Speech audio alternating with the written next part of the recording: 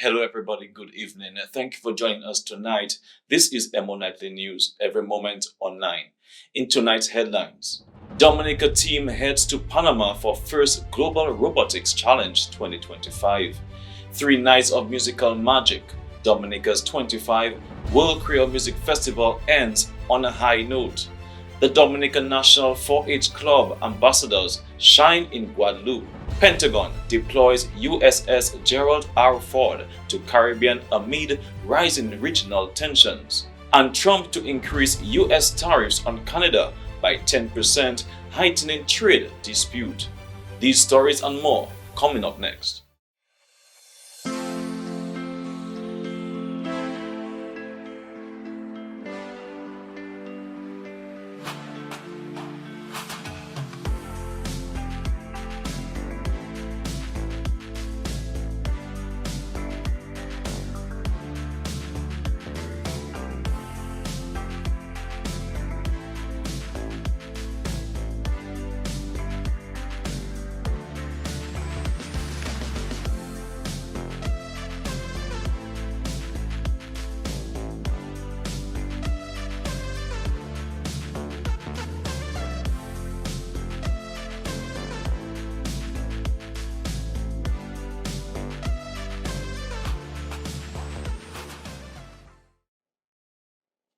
And welcome back, everyone. I'm your presenter, Rick Francis, and this is a news broadcast for the 27th of October, 2025. Let's take a look at local news this evening. Dominica is set to make a mark on the global stage once again, this time in the field of robotics.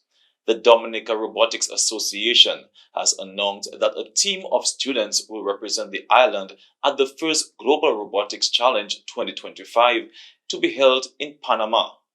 The international competition brings together students from around the world to design and build robots that tackle real-world challenges. Leading Dominica's 5-member team is mentor Phoenix Jacques, along with co-mentor Miss Odessa Dinard.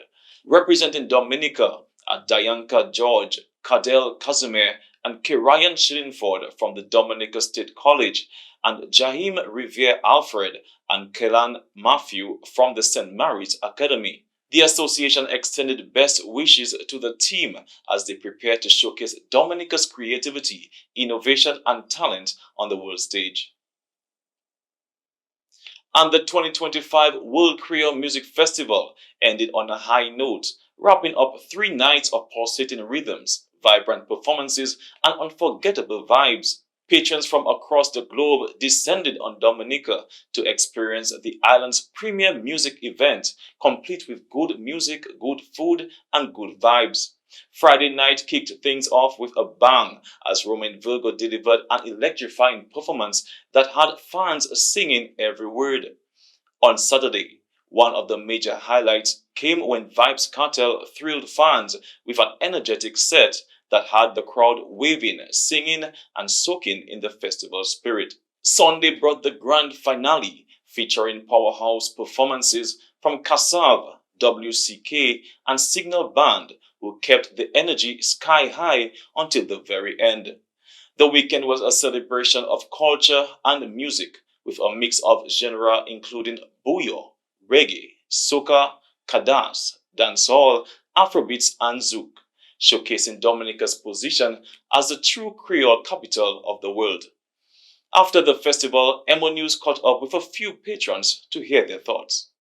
This was just an incredible display of music. This is what music is. You know, from the local artists, from the legends, to the future legends, to the people who flew in from here.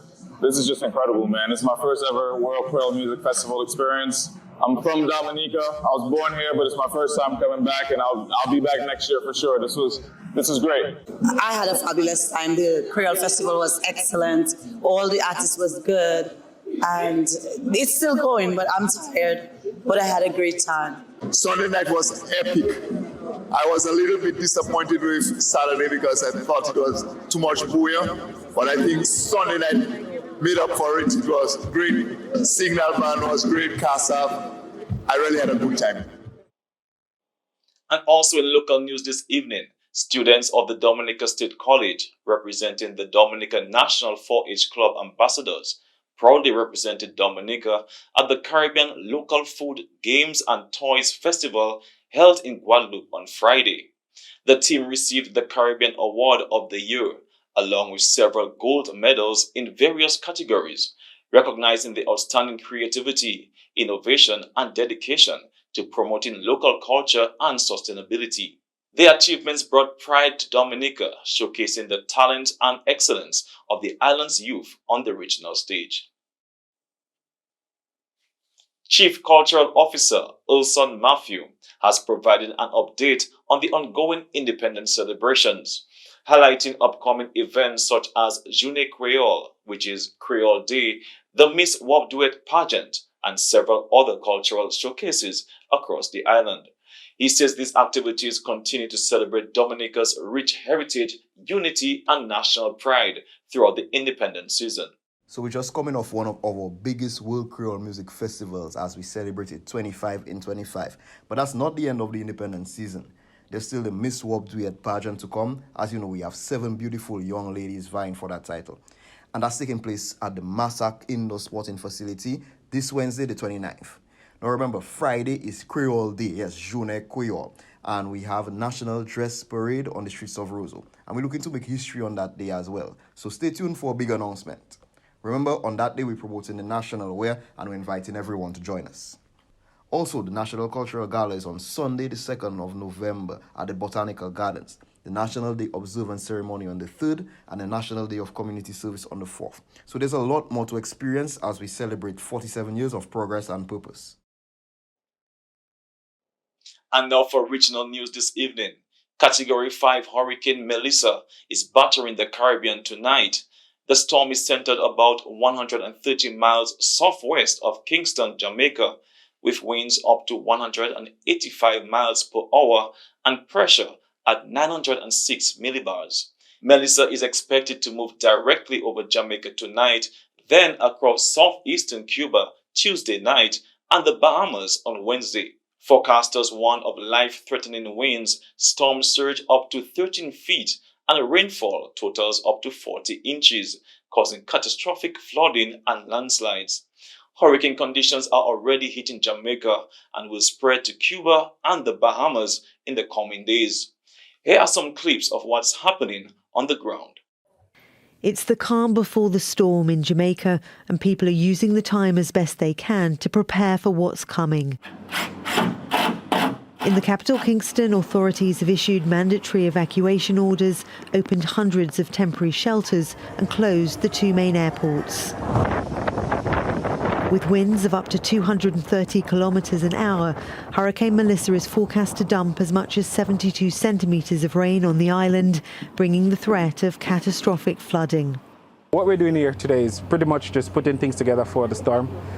So we use plywoods to barricade the areas and sandbags to ensure that during the storm we don't have any issues of any debris going inside. The storm system is then expected to move towards the Bahamas later on Wednesday.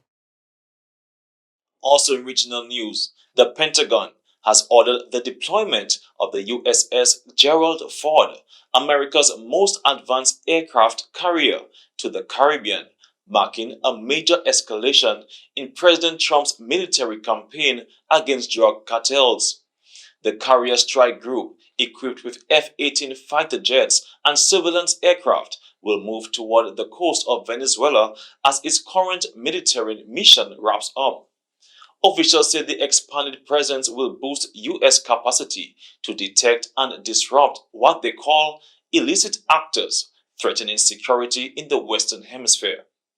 President Trump has hinted that airstrikes against land-based cartel targets could begin soon, calling the campaign's next phase much more dangerous. Venezuelan President Nicolas Maduro condemned the buildup, accusing Washington of fabricating a pretext for war. The deployment follows a series of U.S. strikes on alleged drug trafficking boats and comes amid growing concern in Congress over the administration's legal justification for its expanding military operations in the region.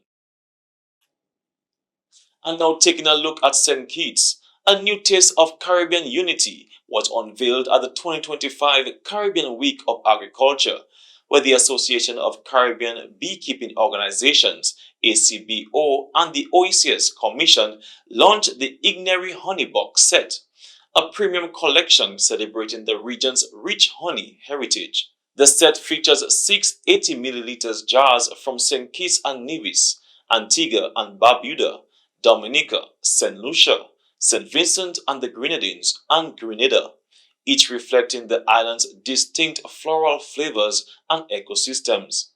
ACBO President Richard Matthias said the initiative goes beyond honey production, highlighting the Caribbean's bond with nature and commitment to sustainability. Named after the indigenous Igneri people, the brand honors ancestral harmony with the environment while promoting regional collaboration and biodiversity. Developed under the EU-funded Biospace project, Igneri positions OECS honey as a premium sustainable product, supporting rural livelihoods and environmental stewardship across the Caribbean. And with this story, this concludes the regional news this evening. Stay tuned for international news after this break.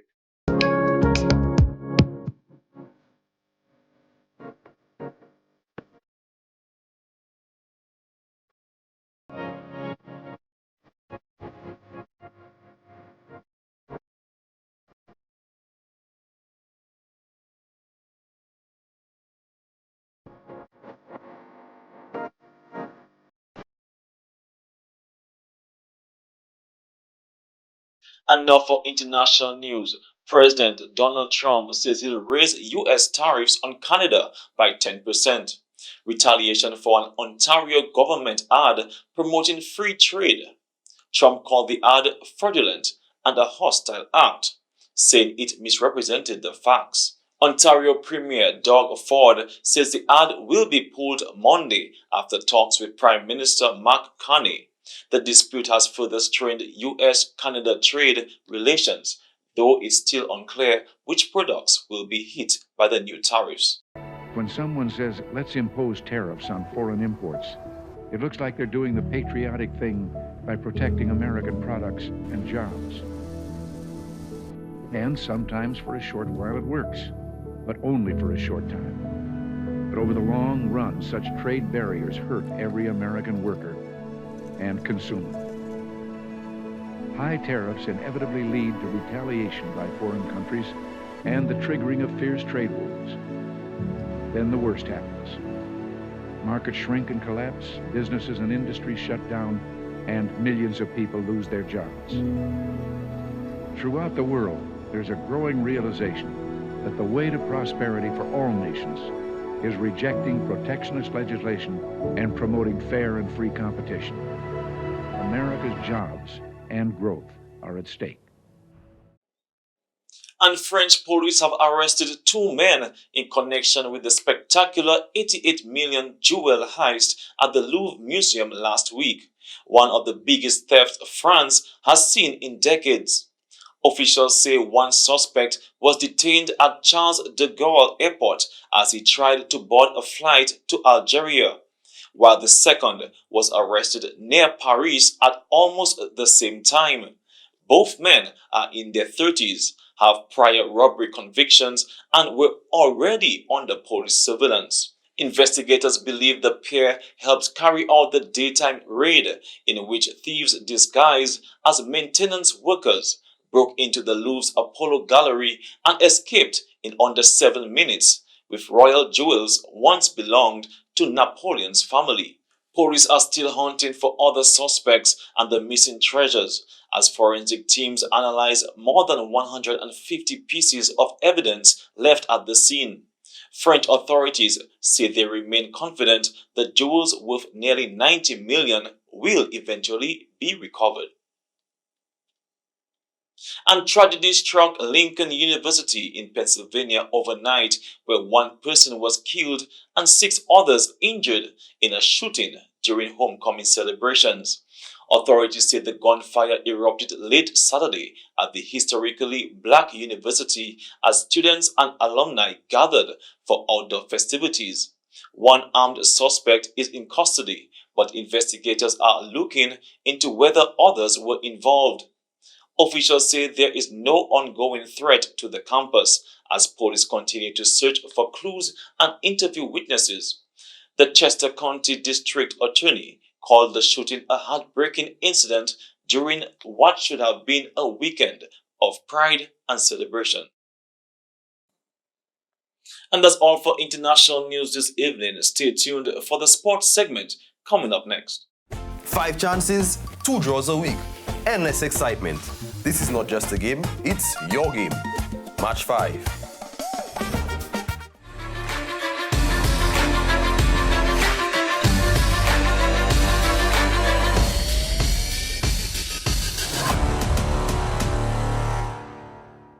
And welcome to the sports segment. The NBA is reeling after the arrest of Miami Heat guard Terry Rozier and Portland Trail Blazers coach Chauncey Billups in 2 separate federal gambling investigations.